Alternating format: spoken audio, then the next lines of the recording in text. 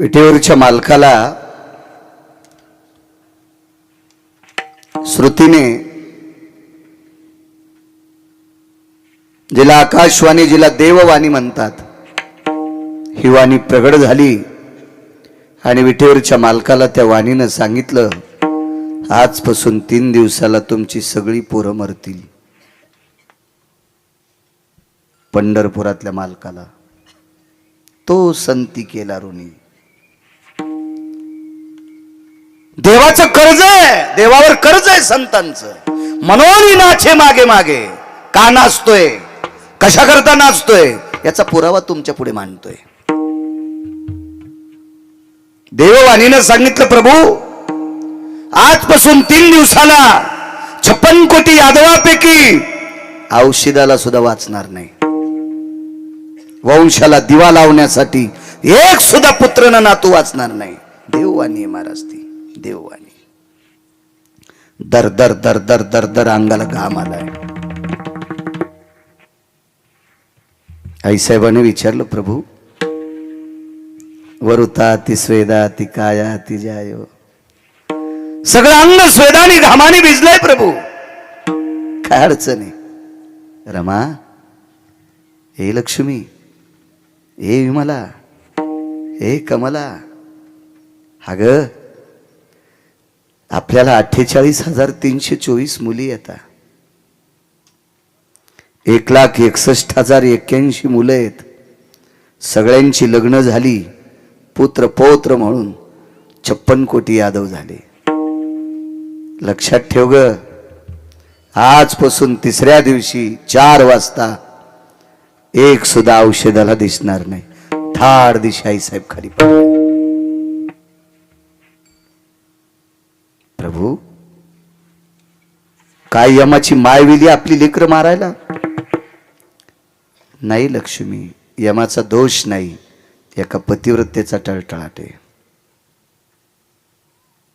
एका पतिव्रतेचा टळटळाट, एका पतिव्रतेचा. काय पतिव्रते आहे तिचं? काही नाही. नवऱ्याला जग दिसत नाही म्हणून डोळ्याला पट्टी बांधली.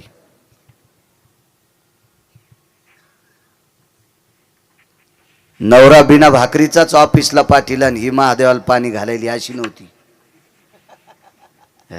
वडापाव खाऊ लागलं. म्हणलं काय काय नाही, ती सकाळीच पूजेला गेलती, मग स्वयंपाक कोणीच केला नाही. मग मुल्या कुठला नालाय का, लाज वाटायला पाहिजे तुला सांगायला. भंगिरी आहे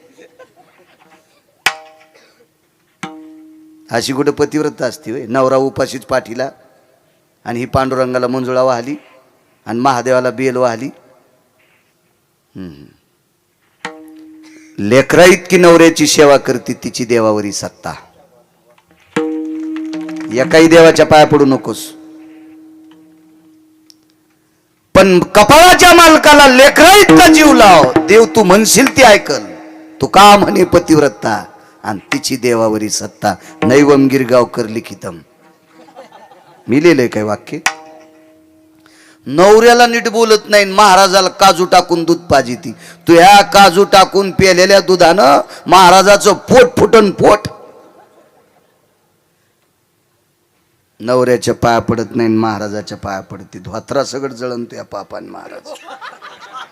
महाराज जळाल्यावर धोत्र जळायला किती किस्तू लागत असतो? नाही माझ्या माईनो, शब्द तुम्हाला कठीण वाटत असतील, नाही तुम्हाला आवडेल असं कीर्तन नाही. चोंबाळ्या गप्पा हानीत नाही. भलवा नका बोलू. तुम्हाला 30 गाव पठ्ठ्याला 36 गाव. एकार छोट नाही, माग लागत नाही कोणाच्या, काही गरज नाही. तुमच्यातल्या एका बाईनं देवाचं सुद्धा दर्शन घेतलं नाही. देवानं तिच्या 9 बाऱ्या दर्शन घेतलं. मर्यादा पुरुषोत्तम रामचंद्र लोपामुद्रेच्या 9 बाऱ्या पाया पडले. ती एकदाही पडली नाही, पण मालकाच्या 3दा पडत होती. इथं बसलेले ज्याचे आईवडील जिवंत आहेत त्यांना आईवडिलाचं दिवसात एकदा दर्शन घ्यायचं. एकाही भंगिऱ्या महाराजाच्या पाया पडायचं नाही. काय देईन ते तुम्हाला सोंबळ्या? महाराज कल्याण करीत असतो का तुमचं? गोळ्या संपल्यात का तुमच्या? पाया पडायचं असेल तर वारकऱ्याच्या पडं जा, महाराजाच्या पडू जाऊ नका. माझ्या मालकाचा संदेश आहे, मस्तक माझा पायावरी वार करी संतांच्या. 8 दिवसापासून बोंबलायलो मी रोज. एका बाईनं महाराजाच्या पाया पडायला पोरग नेलं. महाराज म्हणले इतकं पाय दाबू दाबू पाया पडील. त्याला राग आला आणि त्यानं महाराजाच्याच पायाला बोच करलं. रोगत निघलो महाराजाच्या पायातून. पण महाराज गपचिकच बसलं. 3-2,000 पुढे टेकले होते ना त्या वजनानं. ते म्हणलं सगळं मांडी मुकुड घ्यापासून काढ तरी काय ताण नाही. त्या 2,000मुळं त्यानं रक्त काढू दिलं. काय येडगळ होतं ते बी.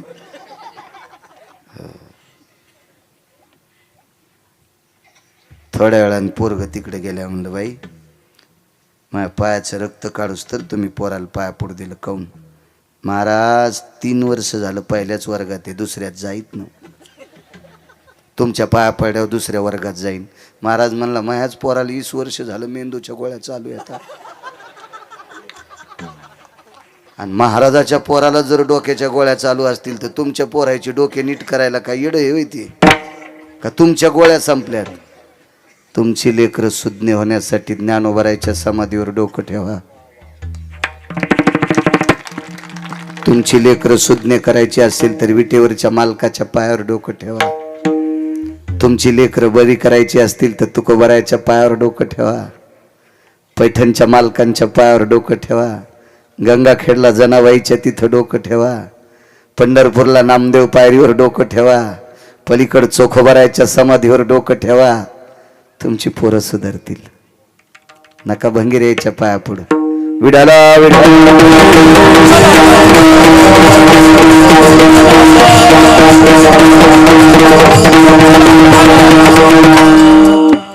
आई साहेब खाली पडल्या. प्रभू गांधारीचा टळटळाट आहे. होय एक नाही वाचणार. बघा शिवजीला बोलून. ते म्हणलं बोलवायचं कशाला? शिवजी डोक्यावरच होते. विटेवरच्या मालकाचं महापूजा करा. टाळू चाफा. भगवान शिवजींची पिंड शिवलिंग भगवान विटेवरच्या मालकाच्या डोक्यावर आहे.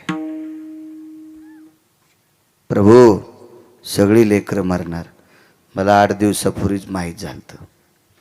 पर्याय रुपयाचा नाही. मी नाही वाचू शकत. शिवजी म्हणले मी वाचू शकत नाही. ज्यांचे मुलं आहेत तो जगाचा बाप आहे, विटेवरचा मालक, ते वाचू शकत नाहीत. विधात्याला प्रश्न केला, ब्रह्मदेवा काय? म्हणले देवा मी तुमचा मुलगा आहे. नाभी कमळातून जन्म झालाय. तुमचं चालत नाही, दोघांचं मा काय चालणार आहे? दुपारपर्यंत तोंडाला पाणी नाही कोणाच्या. परवाच्या दिवशी 56 कोटी यादव मरणार. आकाश भडाग्नीच्या धुमरानं व्यापून जाणार. यदुकुळाचा संहार होणार. तेवढ्यात एक व्यक्ती दर्शनाकरता आली. सात्विक सदाचारी पुण्यशील पावन व्यक्ती. साधा अंगावर धोतर, साधा अंगावर शर्ट आहे, गळ्यामध्ये माळा आहेत, डोक्याला साधं पागुट आहे, कपाळाला गोपीचंद लावलेला आहे, मुखामध्ये रामकृष्ण नामाचा ध्वनी आहे. असा एक वारकरी देवाच्या दर्शनाकरता आलाय. तो संती केला रुनिया. देवावर कर्ज आहे म्हणून देव नाचायला. दोन्ही बी कर्ज कोणतंय आणि नाचतोय कसा ह्या दोन्हीचा पुरावा तुम्हाला देऊन टाकतोय. दर्शन घेतलं, पाठीवर थाप टाकली, त्या वारकऱ्याला हृदयाला धरलं आणि जगाचा बाप उकसाबुकशी रडत होता. बेस नकोय, रडत होता.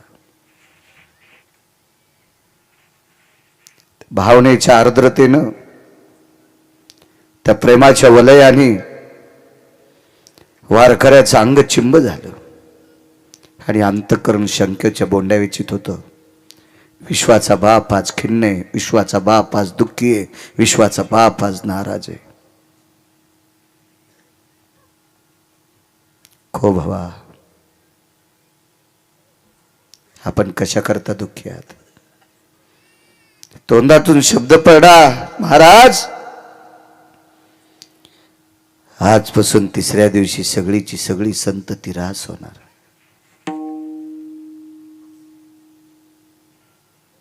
खिन्नतेच्या लहरी माझ्यापर्यंत आल्या प्रभू, याच्याकरता तुमच्या भेटी करता आलोय. तुमच्यावर दुःख का उडवलं असेल? एका पतिव्रतेचा टळटळाट आहे. फार मोठ्या आहात माझ्या माईनं तुम्ही. नवऱ्याला जग दिसत नाही म्हणून स्वतःची डोळी बंद केली आणि सूर्याचे किरण मरेपर्यंत पाहिले नाही.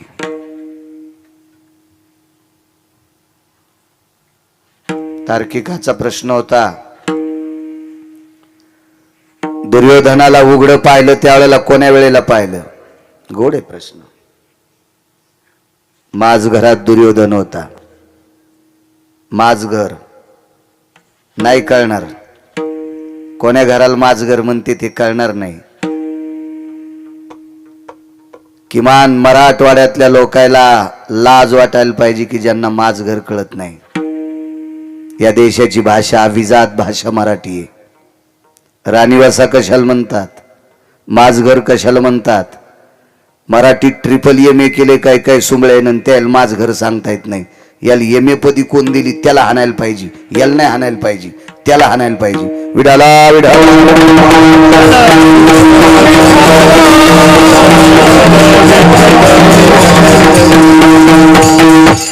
नाही राजो, मला नाही वाटत ह्या सगळ्या गोष्टीने तुम्हाला गुण यायला नाही. हा खेळ वाढाय म्हणून हा खेळ वाढाय. हा खेळ वाढाय म्हणून हा खेळ. फक्त लांबी आणि रुंदी वाढली, खोली वाढलीच नाही. खोली कशाला म्हणते? खोली म्हणजे पीक आलं. खोली म्हणजे गुण आलाय. तुमच्या एवढ्या मोठ्या सप्त्याला गुण आला आणि खोली वाढली कधी समजीन? तुमच्या काल्याच्या दिवशी 25 पोरं माळकरी व्हा, तर तुमच्या सप्त्याला गुण आलाय, तर तुमच्या सप्त्याची खोली वाढली. नाहीतर तुम्ही नुसते महाराज आणले, त्याला खपक्या पाकिट दिले, तुम्ही असेच.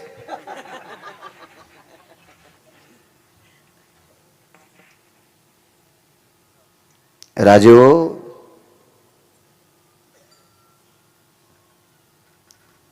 आमच्या शब्दाचा जर तुम्हाला गुण येत नसेल, महाराज मोठ्यांचं वाक्य शोकांतिक आहे, याचं पाप वाक्याला फेडावं लागते. पाकिट फुकट नसतं महाराज यांचं. तुम्हाला जर 1 आणि 4-5 पोरानं जर नाही माळी घातल्या तर तुम्ही दिलेली दक्षिणा आमचे संसार खालून पेटी ती, खालून खालून पेटी ती. मोठ्यांचा अधिकार सांगू.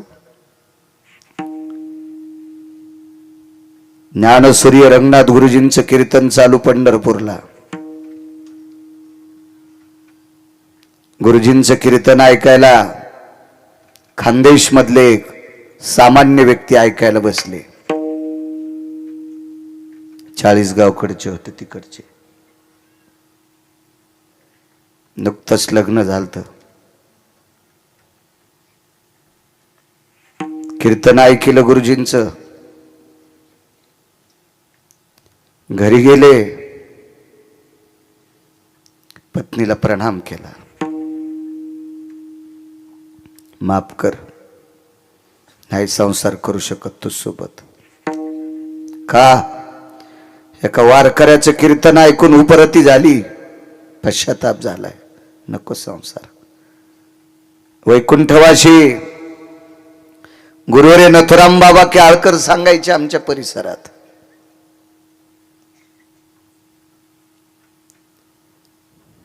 प्रणाम केला. पाहुण्या रावण्यांनी सांगितलं पुढचं काय? द्या लग्न लावून. बायकोने विचारलं, मला माय म्हणलात, ठीक आहे, एक बोलू का?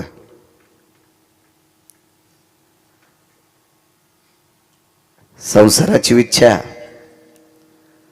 आता तर नाहीये, आणि जर असेल अंतकरणात तर पुढच्या संसारात तू जरी कुत्री झाली तर मी कुत्र होईल. पण संसाराची इच्छा पुढच्या जन्मात पूर्ण होईल, पण गुरुजीची सेवा पुढच्या जन्मात भेटत नाही. गुरुवारी रंगनाथ गुरुजीची सेवा पुढच्या कीर्तनात भेटत नाही. महाराज एका कीर्तनात इतका पश्चाताप व्हावा याला वक्ता म्हणतात. महाराज त्या दर्जाचे आपण मृदंगाचार्य नाहीत, त्या दर्जाचे तुम्ही गायक नाहीत, त्या दर्जाचा मी कीर्तनकार नाही. पण आपल्या तिघांचा दर्जा इतकाच असावा, 5 बायकांनी तंबाखू सोडावा. एकाच माणसानं म्हाताऱ्यानं बिडी सोडाव, पोराला विनंती करीतच नाही. 50 वर्षाचा पुढे गेलेलं खचर त्या एक जणानच तुमच्या भाकरवाडीत बिडी सोडावा, 2च पोरायनं गुटके सोडावा आणि 5च मुलांनी काल्याच्या दिवशी माळी घालावा. आपल्या तिघायला आशीर्वाद मिळेल. आम्हा तिघायला आहे मृदंगाचार्य गायक आणि आम्हा तिघाला आशीर्वाद भेटेल. खरा प्रयत्न मायबाप घाला. काल्याच्या दिवशी 5 तरुणाईने माळी. देखावा दाखवूच नका, लय देखावा पाहिलाय मी. 6015 गाव आजच्यानं पूर्ण होते. 6015 गाव महाराष्ट्रातली पाहिलेत आणि 250 पर्यंत कर्नाटक आणि तेलंगणा. गोव्यात 5 दिवस कीर्तनाला. कमी कपडेवाले पाहायला नाही गेलतो बोंबलत, तिथं कीर्तनाला गेलतो आझाद मैदानला. 5 कीर्तन आझाद मैदानला. मी रावणाला ओव्हरटेक केलेले श्रीमंत पाहिले. हे लांबी रुंदील मोजीत नाही पठ्ठ्या. विडाला विडाला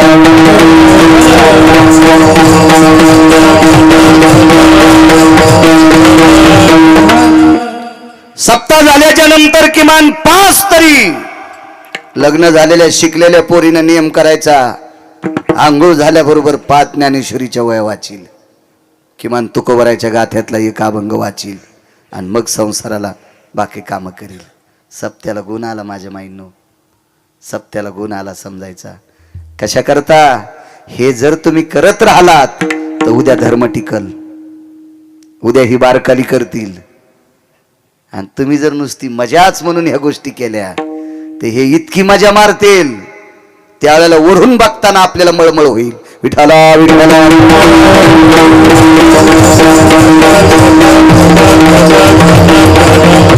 काय सांगत होतो. ज्यांनी गुरुजीची सेवा केली त्यांना लोटे बाबा म्हणायचे. त्यांच्याकडे लोटा असायचा. लोटे बाबा. इतका पुरुषार्थ असला पाहिजे वक्त्याचा, त्याला म्हणतात पुरुषार्थ.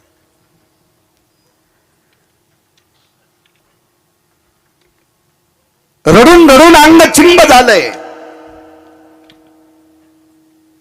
वारकऱ्यानं सांगितलं, देवा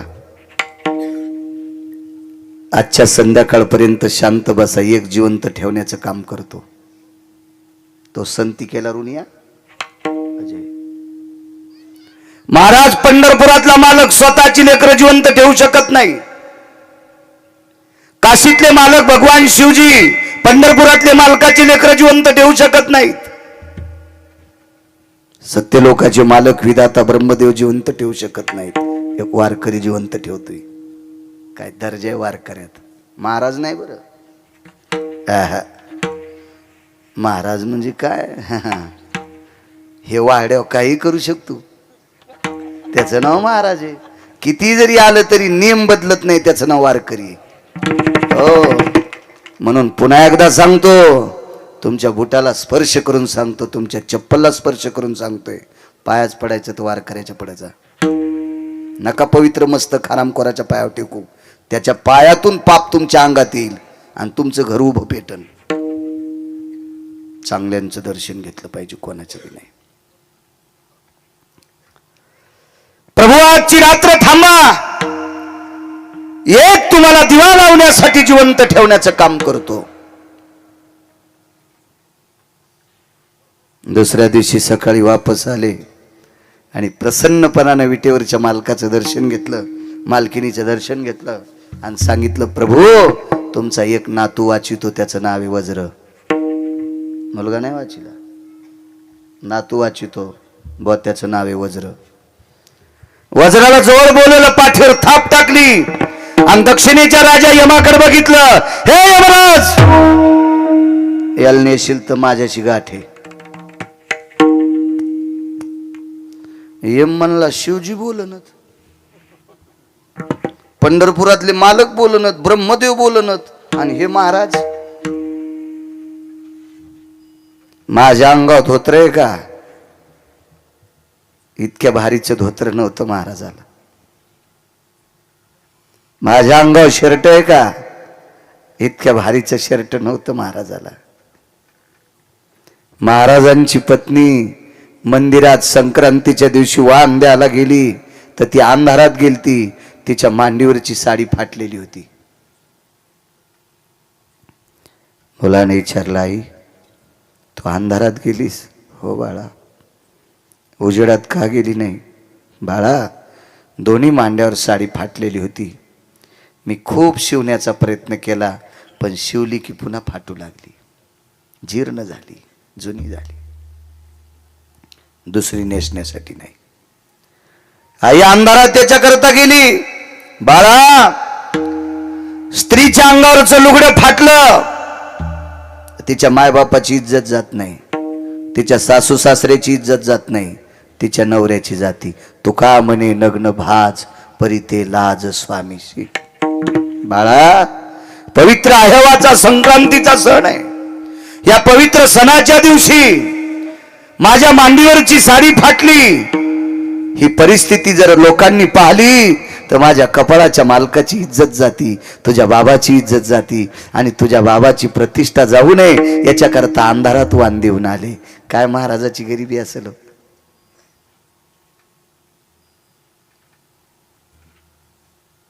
काय गरिबी असेल? काय परिस्थिती असेल त्या महाराजांची? आणि तितक्या गरिबीतला महाराज यमाला चुटकी वाजून सांगितलं, यमराज, माझ्या विटेवरच्या मालकाचा एक नातू वज्र जर मेलास तर माझ्याशी गाठ आहे. दात खाऊन वाक्य वापरलं. यमानं श्रुती नावाची पत्रकार पाठवली. पहिली जगातली पत्रकार कोण? तर श्रुती. त्याच्या अगोदर कोणी पत्रकार नव्हतं. श्रुती माते जी, विश्वाच्या मालकाचा नातू वाचिणारा वारकरी त्याला भेटून या. श्रुतीनं प्रणाम केला. महाराज, देवाचा नातू कोणीच वाचू शकत नाही, तुम्ही वाचिणार? वाचवायचा काय विषय, मरूच देत नाही. कोणाची माय आली वज्राला मारायची. श्रुतीनं सांगितलं, ताकद कशाची? आतापर्यंत भगवंताचं भजन केलंय, त्या भजनाच्या पुण्याचे हौद भरलेत, आणि त्या पुण्याच्या बळावर या पोराला पोह्याचा प्रसाद द्यालता. त्या वारकऱ्याचं नाव होतं सुदामदेव. देवाच्या 56 कोटी यादवापैकी एकाच नातवान प्रसाद खाल्ला होता, त्याचं नाव होतं वज्र. वज्र. महाराज, देवाच्या वंशात दिवा लावायला सुद्धा एक सुद्धा माणूस शिल्लक राहत नव्हता, पण एका वारकऱ्यानं जिवंत ठेवला. हे कर्ज तो संती केला ऋणी नास्तू लागते.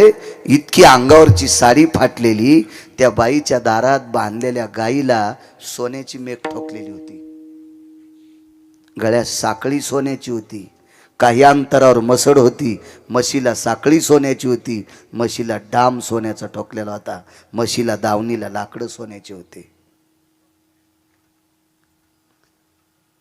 देवाला एका बायकोने 16,108 पत्न्यापैकी देवाच्या एका बायकोने माहेरातून मणी आणला होता. तिनं माहेरातून बोटुळे आणले तर नीट बोलत नाही सासूला. शेवया, एका घरी शेवया खाल्ल्यात नाही. आणलं काय सुंदर शेवया झाल्या, माझ्या आईनं केल्यात, याच्या माईला येत नाहीत बोटुळे. म्हणलं तुझ्या माईला हे लांबटीन बोटुळे येतेत, याच्या माईनं एवढा उभा बोटुळा दिलाय ना तुला, याची अक्कल आहे का तुला? तुझ्या माईनं दिलेले बोटुळे 6 घंट्यात गाव करायला जातील. याच्या माईनं अख्खं जीवन सांभाळायला तुला बोटुळा दिलाय, याची अक्कल कुठं नदील का आणतुलीस का? राग येऊ देऊ नका, मी तुम्हाला म्हणत नाही. तिकडे गेल्यावर तुम्हाला फुकणार. दुसऱ्या आणू कुठून आणू दुसऱ्या?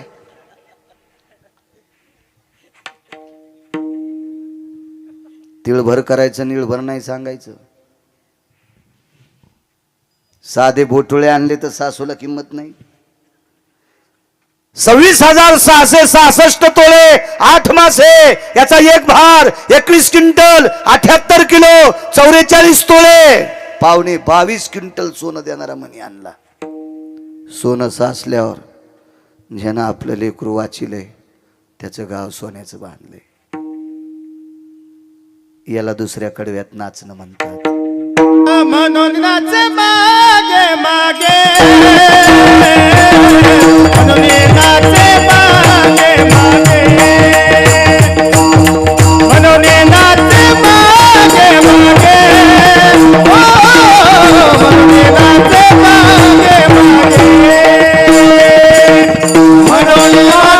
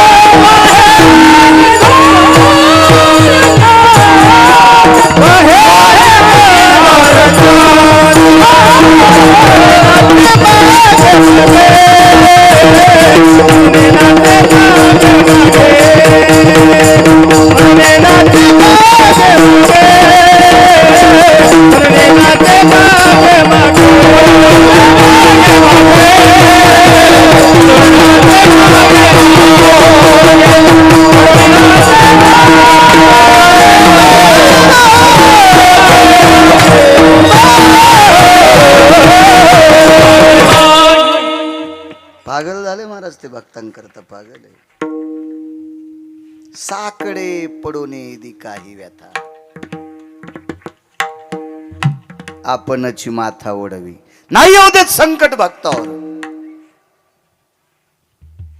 एका वारकऱ्याकडे वारकरी जेवायला आले. एकादशी होती, फराळाला आले.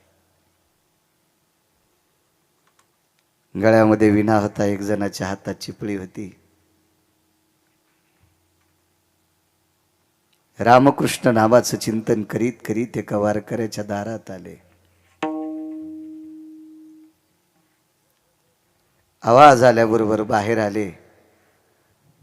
मातीचं गाडगं होतं, त्या गाडगं भरून पाणी घेतलं, सगळ्या वारकऱ्यांचे पाय धुतले, बसायला बोऱ्या टाकला. चटई नाही, सतरंजी नाही, गालीच्या नाही, गादी नाही, काय नाही, गोधडी पण नाही, बोऱ्या होता शिंदीच्या पानाचा. परिस्थिती नाजूक. बसली वारकरी. मातीच्या लोटक्यामध्ये पाणी प्यायला दिले. धातूचं एकही पात्र नाही घरी. तांब्याचं नाही, पितळाचं नाही, जर्मलचं नाही, प्लॅस्टिक तर नव्हतंच त्या काळात. पाणी पिलं. एका लहानशा गाडग्यात एवढा एवढा गुळाचा खडा होता. ह्या 4 वारकऱ्याला थोडा थोडा गुळ हातावर दिला आणि पुन्हा अर्ध लोटकं पाणी प्यायला दिलं. म्हणून गुळ पाणी देण्याची पद्धत होती.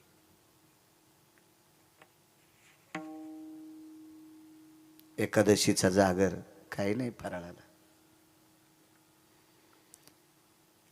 चिंचीतल्या चिंचुक्या इतका गुळ, नखा इतका गुळ खाल्ला.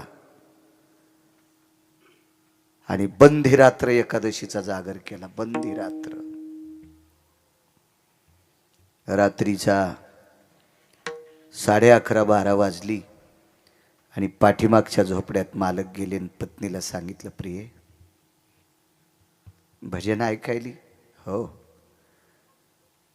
त्याच झोपड्यात पण पलीकडे कुडाला खेटून भजन ऐकत होती त्या वारकऱ्याची बायको. गालाला हात लावलेला भजन ऐकू लागली. चांदण्याचा प्रकाश आहे. पौर्णिमेच्या रात्रीच्या प्रकाशानं त्या झोपड्याच्या ताटव्यातून आत प्रकाश आलेला होता. दिवा लावण्याकरता तेल नव्हतं. साकडे पडून येदी काही व्यथा. भक्तावरची संकट स्वतःच्या डोक्यावर घेतोय किंवा निवारून टाकतोय. हे कर्ज फेडण्याचं लक्षण आहे. प्रिये जी, एकादशीचा जागर एका कवडी इतक्या गुळावर केलाय, पण सकाळी द्वादशीला काहीतरी लागेल की नाही? करशील का वारकऱ्याला जेवायला? करते. पण वाक्य एक तोंडातून पडलं नाही, आपल्या घरी शिदा नाही, किराणा नाही. करते म्हणले. महाराज, नवऱ्याला दिलेला शब्द वाया जाऊ देऊ नये म्हणून रात्रीच्या 11:45 वाजता एका दुकानदाराची कडी वाजली. कडी वाजली. कोण? आमक्याची बायको आहे. काय एवढ्या रात्री? 4-5 वारकऱ्यापुरता किराणा पाहिजे. पैसे आणलीत? नाही. वापस हो. पुन्हा एकदा पाहिजे. सांगितलं नाही एकदा? ऐका ना दुकानदार, द्यावं, दया करा. आम्ही तुमचे पैसे फेडू दुकानदार. दया करा दुकानदार. वारकरी आले तर आमच्या इथे एकादशीचं भजन करायलेत. मी काय धर्मराजा नाही. तेवढं नका दुकानदार. नका माझ्या मुलासाठी, नका माझ्या मालकासाठी, नका माझ्यासाठी. आम्ही द्वादशीला नाही जेवणार, पण आमच्या 4 वारकऱ्या करता 2-3 वाट्या पीठ द्या ना. द्या ना अर्धी वाटी तांदूळ द्या ना दुकानदार. काय भावना जागी झाली आणि दार उघडलं. कंदील हातात घेतला आणि कंदिलाच्या प्रकाशात रात्रीच्या 12:30 वाजता आजूबाजूला कोणीच नसताना एकांतात एका वारकऱ्याच्या पत्नीचा चेहरा पाहिला. तिच्या दाताचा प्रकाश कंदलाच्या प्रकाशाला लाजवीत होता. इतकी सुंदर त्या वारकऱ्याची पत्नी होती.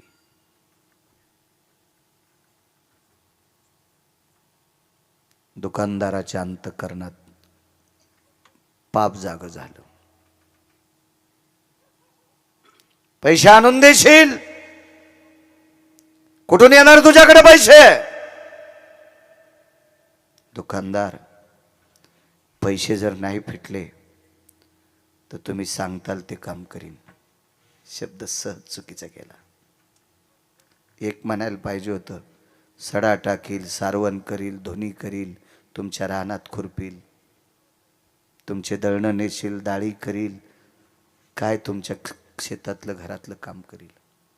सांगताल ते काम करीन म्हणल्याबरोबर दुकानदारानं कोड्यात पकडलं आणि एवढं मोठं गठुडं किराण्याचं देऊन टाकलं. किराण्याचं गठुडं 12:15 वाजता 12:30 वाजता उचलणार तेवढ्या अवकाशात दुकानदारानं सांगितलं, लक्षात आहे का? मी सांगितलं ते काम. काय काम करायचं? आज रात्री 1-1:15 वाजता 2 तासाकरता माझं काम तृप्त करण्यासाठी यायचं.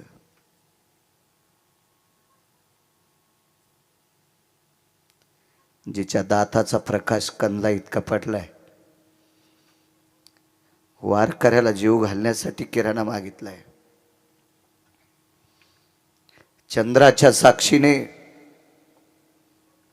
म्हणण्यापेक्षा आकाशाच्या साक्षीने तुमच्या हातातल्या कंदिलाच्या दीपकाच्या प्रकाशाच्या साक्षीनं सांगते, तुमच्या ऋणात मरणार नाही. वाटेल ते काम करून तुमचे ऋण फेडून टाकेल. नाही, देऊन टाका. निघाली वापस. 10-5 पावलं चालल्याच्या नंतर लक्षात आलं, देवा मालकाला शब्द दिलाय सकाळच्या वारकऱ्यांना जेवायला घालीन. वारकऱ्याला जेवू घालते देवा, पण उभ्या आयुष्यात परपुरुषाला बापानं ज्याच्यासोबत लग्न लावून दिलंय त्याला पती मानते, जगातल्या प्रत्येक पुरुषाला भाऊ आणि बाप मानते. याच्यासोबत संसार कसा करू 2 तास?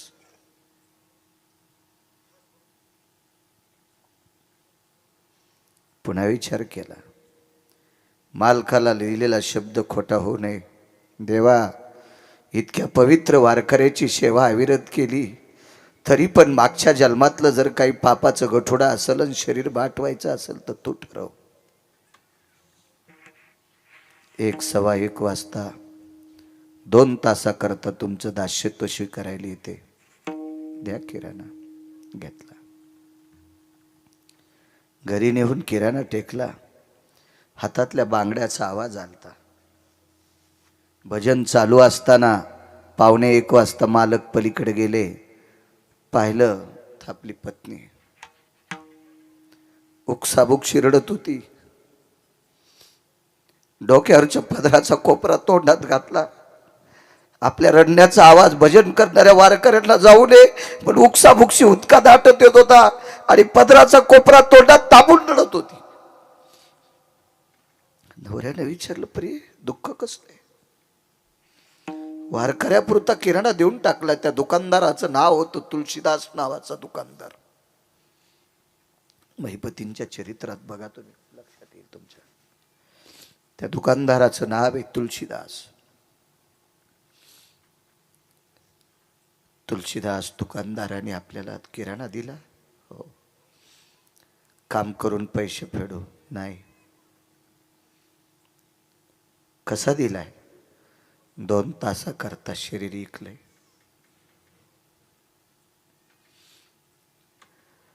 एखाद्या अलगद झाडाचं फळ खाली पडावा असं आल्हादी आल्हादी बसत बसत बसत खाली पती बसले. पत्तीच्या सानिध्यात डोळ्यातून पाणी कसं आणावं सहज शब्द पडला. प्रिय अविरत या मालकाचं भजन केलं रामप्रभूचं. त्या वारकऱ्यानं जीवनभर रामप्रभूचं भजन केलं.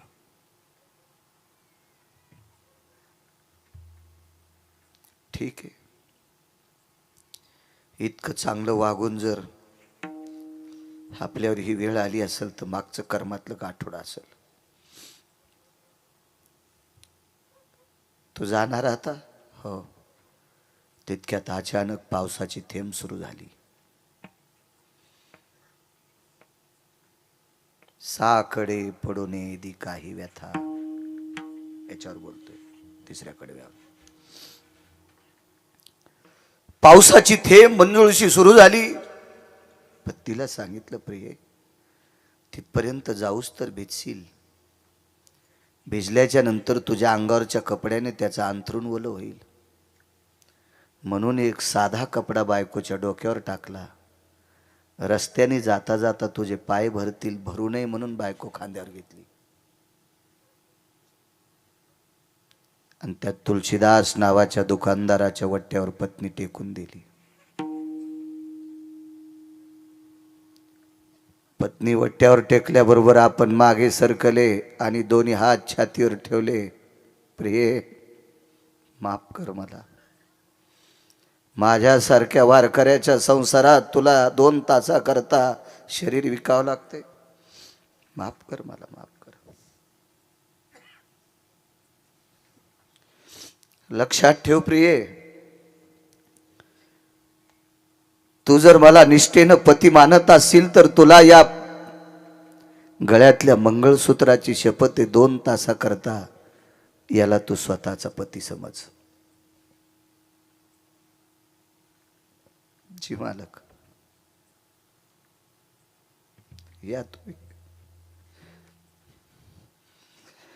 डोळ्यातले पाण्याची थेंब खाली पडत होती, आकाशातून पावसाची थेंब पडत होती.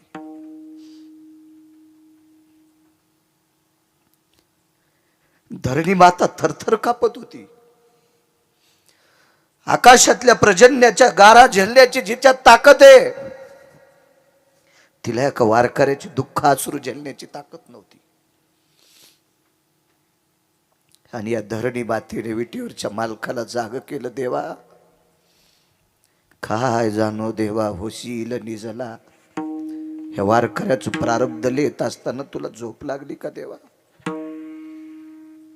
तुला करुणेचा सागर कोण म्हणील? तुला वात्सल्य सिंधू कोण म्हणील देवा? त्या वारकऱ्याचं नाव होतं संत कबीर.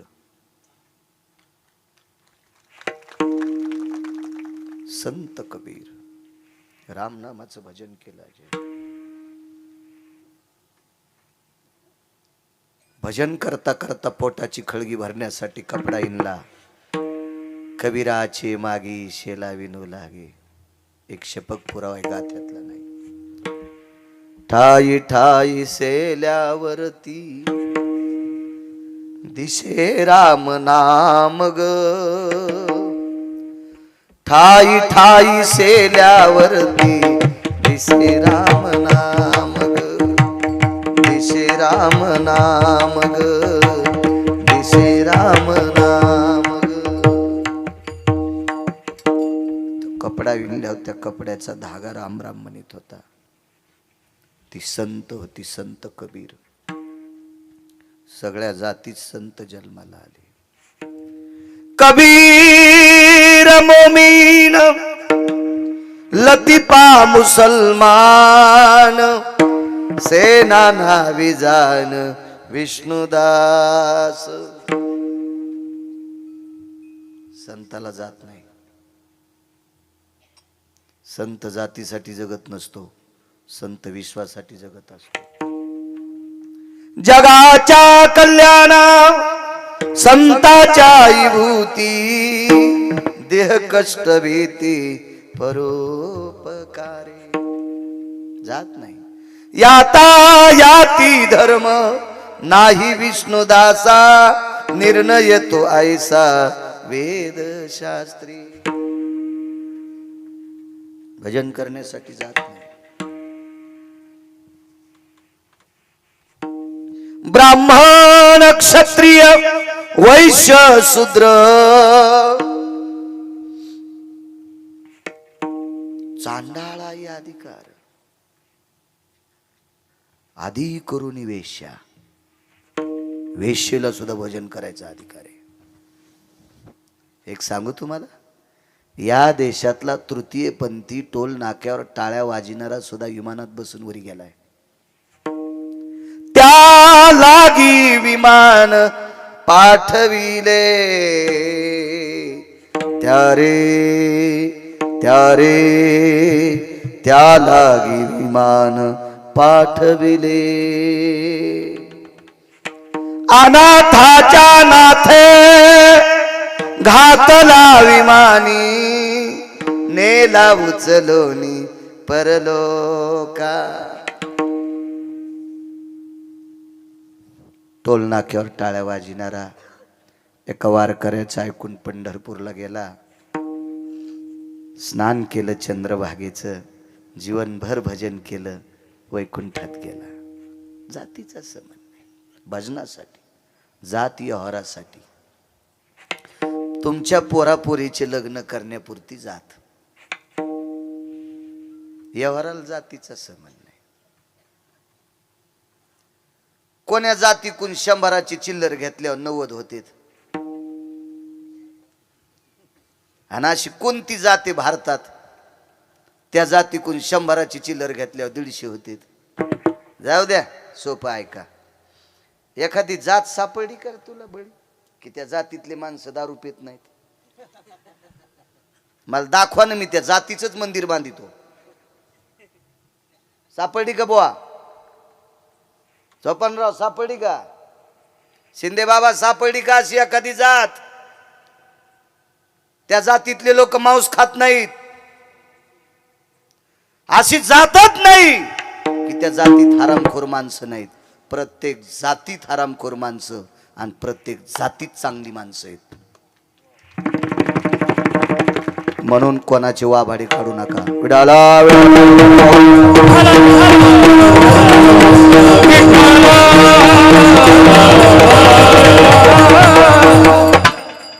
घराचा अर्धा रस्ता पार केला.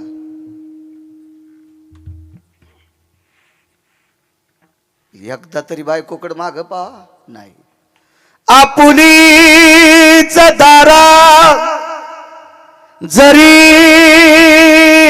टेके व्याभिचारा, आपुलीच दारा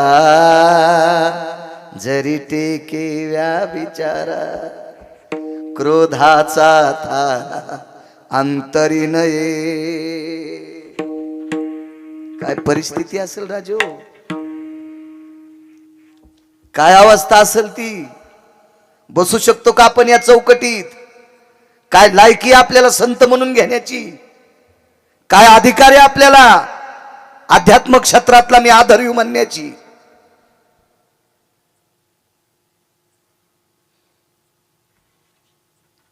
टरबुजा आणि गाल केलेस तूप खाऊ खाऊ सुंबळे. समाजासाठी तू हा उपयोग काय? हाऊत भरून टाकला, पुण्याचा नाही पैशाचा. त्या पैशाची इच्छू होते, इच्छू. तू जर धर्मासाठी काम चांगलं करीत नसशील तर इच्छू होतील, इच्छू.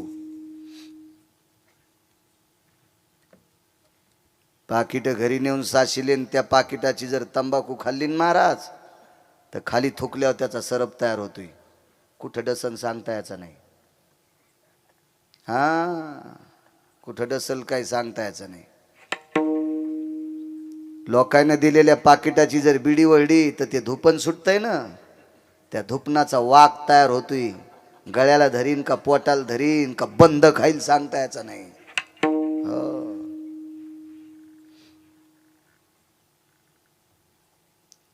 लोकांना दिलेली भजनाची पाकिटं, कीर्तनाची पाकिटं, पकवादाची पाकिटं नेऊन जर गुटखा खाल्ला आणि थोकला ना, खपक्या आजगर तयार होते. खपक्या खातच नाही, पोट आवळून मारित सुंबळ्या. आणि अशा नालायकाला पाकिट देणाऱ्याला सुद्धा ते आजगर हानीत आहे. तुम्हाला वाटलं का याच्यावर घेतलं की तुमची खसखस पिकती? अर्धे पापी तुम्ही आहेत, तुमच्यातले 2% इतके हरामखोर आहेत. त्यानं नालायकाला बोकांडीवर घेतलंय. विठाला विठाला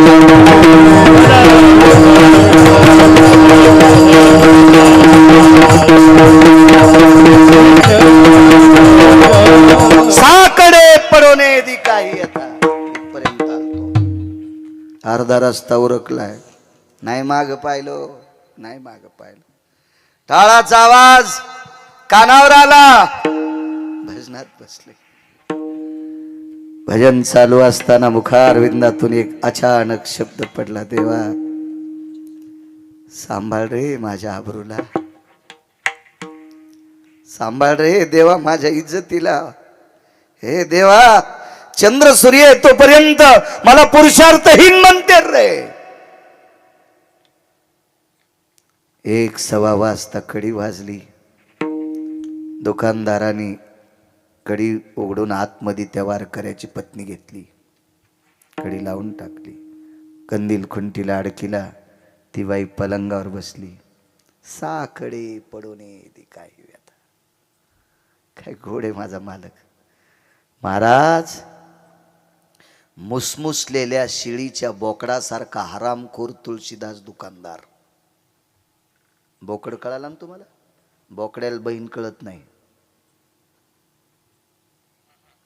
बोकड्याला त्याची आई कळत नाही. कितव्या दिवशी? कितव्या दिवशी? तिसऱ्या दिवशी. तिसऱ्या दिवशी 3 दिवसाच्या बोकडाला त्याच्या सोबत जन्माला आलेली त्याची पाठ, ती बहीण, ती कळत नाही.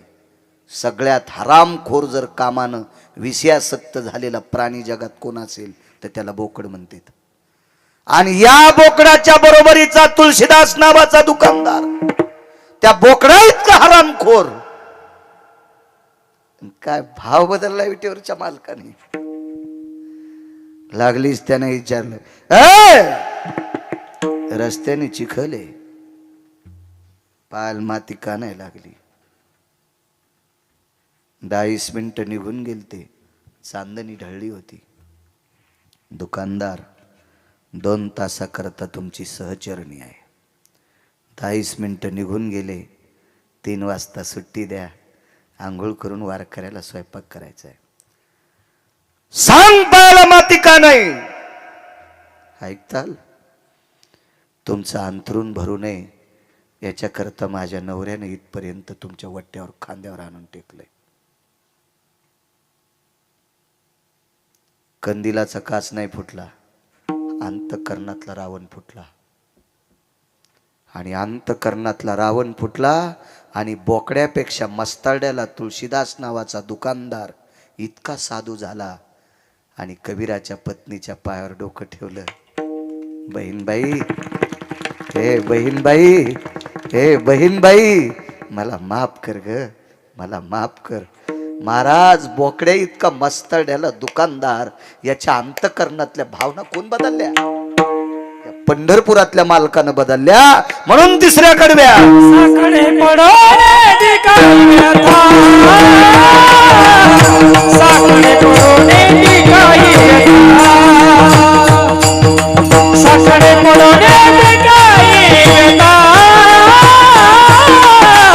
साकडे पडोने ठिकाणी व्यथा, साकडे पडोने ठिकाणी व्यथा, साकडे पडोने ठिकाणी व्यथा, साकडे पडोने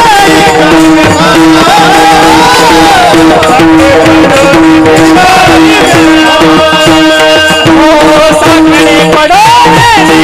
व्यथा,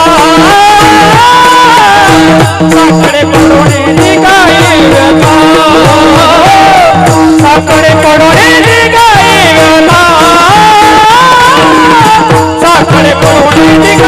व्यथा, ओ साकडे पडोने ठिकाणी व्यथा,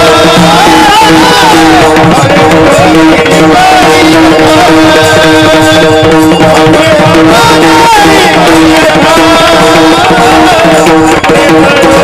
साकडे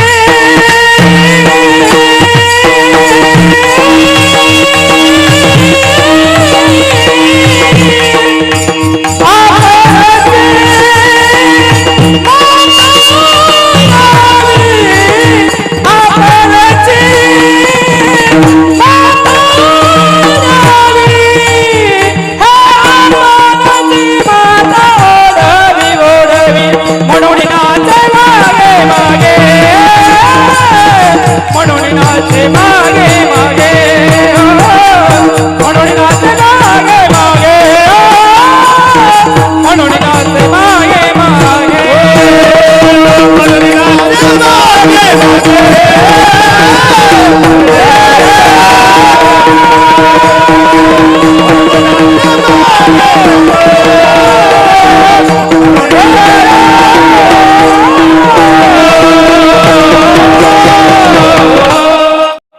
वेळ संपला ना,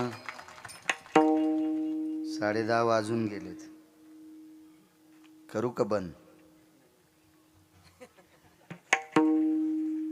आगाऊच पको देव, संचयनच माणसं मारली संचयन. चला तुम्ही भजन वाढवा म्हणाली, चांगली गोष्ट आहे. एरी तरी मोकारे व्हॉट्सअप खेळत बसलीत ना भंगिरी वापऱ्या कापऱ्याला. लय त्या मुख्यमंत्र्याचा संदेश येणार आहे का आराम खोरायला, तुला वाढदिवसाच्या शुभेच्छा. अशा माणसाला दिल्या, त्याला सकाळी बायकून आणलं होतं आणि त्याला वाढदिवसाच्या शुभेच्छा द्यायला. त्याचं लोन तू इथं आलं तर तू उरफाट फुकीन,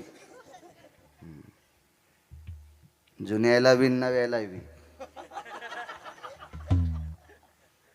ऋषा तुला नाही म्हणलो मी, नवाच नवरदेव बसलाय आमच्या पुढे. पागल आहे येडफट. गिरगावकराचं कीर्तन असलं की पळतच येते ते. तुलाही शुभेच्छा संसाराला. धर्माची सेवा कर बिचारे. वा. काय साकडं पडू देत नाही महाराज. एक वेगात प्रसंग मांडतो, माफ करा, लोक दुरून येतात. ठरलेल्या वेळेत बोललं लोकांना त्रास होत नाही. मला काय, मी आज 12 वाजूस तर बोललो, मग काय मीटर जळतंय त्यानं दिलंय, मग थोडंच हे खराब झाल्यावर लय लोकांचं डॉक्टरला दुरुस्त नाही करता आलं तर मग काय करता येईल, हे त्यानं दिले नैसर्गिक आहे. तुकोबरायच्या घरी पक्ष होतं, पित्र होते, त्यांच्या बाबांची पुण्यतिथी होती. परिस्थिती इतकी नाजूक तुकोबरायची. तुकोबरायला एका श्रीमंत व्यक्तीचा गहू कापावा लागला. इथं बसलेल्या तरुणांनो, तुम्हाला एक विनंती करेल, राजू काम कर जा रे, पैसे कमव जा. तुमच्या संसारातल्या अडी अडचणीला पैसे कामी येतील, काम कर जा. पैसे कमवणं सुद्धा हा एक पुरुषार्थ आहे राजांनो, पुरुषार्थ आहे. वेगळं वाटू देऊ नका गिरगावकराचं. जरा वेगळाच बोलू तुम्ही, असं समजून घ्या. तुमच्या जवळची पैसे संपल्यावर तुमच्या घरातली लोक सुद्धा तुम्हाला किंमत देत नाही. लांब कशाला, बायको सुद्धा विचारित नाही. बायको सुद्धा नवऱ्यान जर पिशी भरून आणली शिंदे बाबा किराण्याची, तर बायको नंदीबाईला आणि झुलती. हा, आमचे मालक सदा शृंगार भूषणे, कांता लवे बहुमाने. पैसे कमवू जा. बघा आमच्या महाराजाचे सगळ्याचे कपडे, तुम्हाला काऊन पांढरे नसा. बघा आमचे चेहरे, हाय का इतकीशी जरी वळी, आणि तुमच्या गालायनं पासा जेवारी बसत, इकून आठाभर आणि इकून निटाभर. हा, बसतो गुटके खातून थुकत. आमच्या याला बी काय लाजा वाटायला पाहिजे गुटके खाताना. लोकांच्या डोळ्यातले का कुसळ काढायचे, आपले मुसळ निघावून बाहेर का आपले तसेच यशनी तुटलेले बैल, कोणाची मका हाणायला सुंबळ्या का. आपण काय असं मोकळं सोडलंय का? देवाचे हाले आहेत का आपण? का आईचे कठाळे आहेत आपण? आपल्याला काय नियम नाहीत का? उलट यांच्यापेक्षा आपण नियमाच्या चौकटीत वागावं. काम कर जा. कोणी शेती असेल, कोणाची नोकरी असेल, कोणाचा व्यवसाय असेल, काम करायचं. माय लोकाचा ऊस खुरपायला आणि या भडव्याला 2 लाखाचा सफरचंद कंपनीचा मोबाईल. हरामखोर कुठला, याला पिराल कापायला पाहिजे, पिराला. हो, आणि उभा कापायचा, पुन्हा आडवा नाही, इथून कापायचा. माय लोकाचा कापूस याचायला लागली हरामखोरा, आणि तू 2 लाखाचा सफरचंद कंपनीचा मोबाईल वापरायला पानचटा. लाज वाटायला पाहिजे, लाज, तुला लाज. काम करून जर कोणी 2 तोळ्याची अंगठी घेतली तर त्याची पाठ थापटीन, पाठ. शाबास रे पठ्ठ्या म्हणे. कारण सांगू, मोबाईल जर सकाळी घेतला ना आजू, आणि दुपारी 3 वाजता जर ऐकला तर किती पैसे येतात रे? पुढचं म्हणतच नाही याला वेळ आली म्हणून ऐकायला, ते म्हणतं याच्यात काहीतरी खराबी आहे म्हणून ऐकायला. सोन्याची अंगठी विकताना कोणाची मायवेली खराब आहे म्हणायची, ओरिजिनल घेतल्यावर.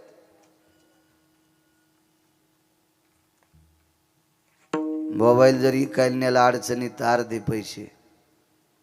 आईचं दुखायलंय, बाबांचं दुखायलंय, पत्नीचं दुखायलंय, लेकराचं दुखायलंय. लेकराला शिक्षणासाठी पैसे कमी पडले, मोड अंगठी. मोबाईल मोडून शिक्षण होतं का? म्हणून पैसे कमीने गरजेचे आहे. नाहीत मानीस सोय रे. लय हरामखोर जात आपल्या पाहुण्याची. हे चालत्या घोड्याच्या गोमाशा येतात. चलतीचं नाव गाडी, थांबली तिचं नाव भांगार. मग येडी मुडी का असं, पण चल ना, येऊ दे ना. येऊ आणि 55 लाखाची फेल झालेली टप्पर रुपये काय माणसं आणि चालता ऑटो रिक्षा येऊ दे दादा होऊ दे कमराचे मनी मोकळे पण येऊ दे इथं काय खाऊ झाडाचा पाला हो 1 कोटीची गाडी ब्रेक फेल भंगार चालत्या घोड्याला हात देणारी लोक आहेत आपलं वाजलं की संपलं म्हणून आज धनवंता लागी सर्व मान्य किती मोठी माझी तुकोबर आहे गहू कापला 10 वाजेपर्यंत 10 वाजेपर्यंत गहू कापला कोणाच्या रानात हे रान तुकोबरायच्या वडिलांना पुढच्या एका गरीबाला दिलत तुकोबरायच्या वडिलांनी ज्याला रान दिलंय त्याच्या रानातला गहू कापून वडिलांची पुण्यतिथी करायची काय परिस्थिती असेल राजो काय बिकट प्रसंग असेल या मागच्या लोकांचा आज त्यांच्या नावावर डोळे दिपतील अशी कपडे घालायलो होतो आम्ही पण त्यांच्या नावाला बट्टा लागणार नाही असं आम्ही जगलोत तर आमचं बरं नाही तर आम्हाला कोण्या नरकात टाकावं हे आम्हाला कळणार नाही साधी परिस्थिती होती मागची नामदेवरायची पाहिली आळंदीतल्या मालकांची परिस्थिती भोजलिंग काका म्हणून होऊन गेले गुरुवर्य भोजलिंग काकांनी ज्ञानोबरायला शेंगादाणे द्यायचे मोठ्यांच्या मुखारिंदातलं वाक्य काय परिस्थिती हो काय तुकोबरायांची परिस्थिती काय नामदेवरायची परिस्थिती सुंबाचा करदोडा रक्त्याची लंगोटी नामा वाळवंटी कीर्तन करी